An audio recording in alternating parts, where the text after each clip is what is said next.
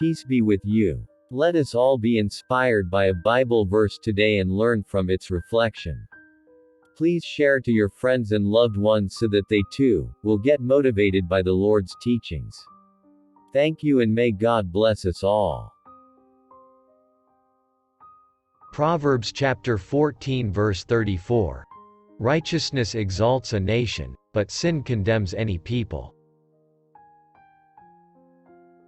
Let's define righteousness. Righteousness is the standard by which God says we are doing right. He has a measuring rod in which he compares our lives to what he expects. This standard is not based on any human measurement. It is based upon God's own standard. He has his own definition of what standard means. So when you see the Bible talk about righteousness, it means what is right, or doing the right thing. But in every case, the Bible defines what is right, or doing the right thing, as what God says it means. We can't do anything based on our own righteousness or integrity. It has to be based upon God's standard of righteousness and integrity. Righteousness exalts a nation, but sin condemns any people. That's what our passage today states. The first part of the proverb tells us what can make a nation great. It requires godly people. This righteousness doesn't come from us. We are not righteous, except because of what God has done for us to make us righteous. When the people are righteous, then we can lift a nation up. There is also the flip side of the proverb. The second part tells us the consequence if a people are not righteous. Remember Sodom and Gomorrah. Why did God destroy the town? Remember the conversation with Abram? Abram asked. Then he said, "May the Lord not be angry, but let me speak just once more. What if only 10 can be found there?" He answered, "For the sake of 10, I will not destroy it." Genesis chapter 18 verse 32. If not for 10 people would you destroy this town? God said, not for 10 people. But there were not even enough people to prevent God's judgment.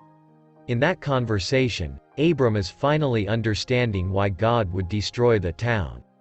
But Abram had a vested interest in the safety of the town. His nephew lived there.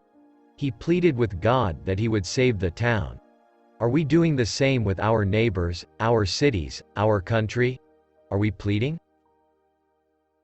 Let's take time right now to pray for others around us. One of the problems with today's society is the Christian's inconsistent life.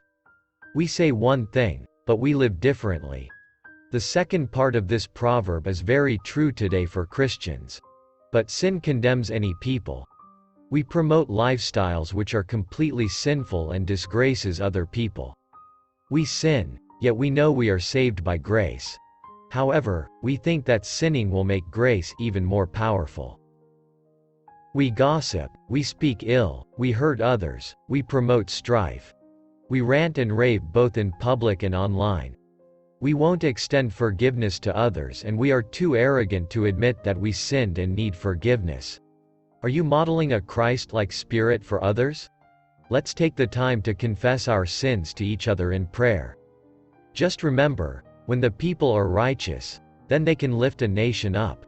But with sin, or in sin, it is destroyed. Through the blessing of the upright a city is exalted, but by the mouth of the wicked it is destroyed.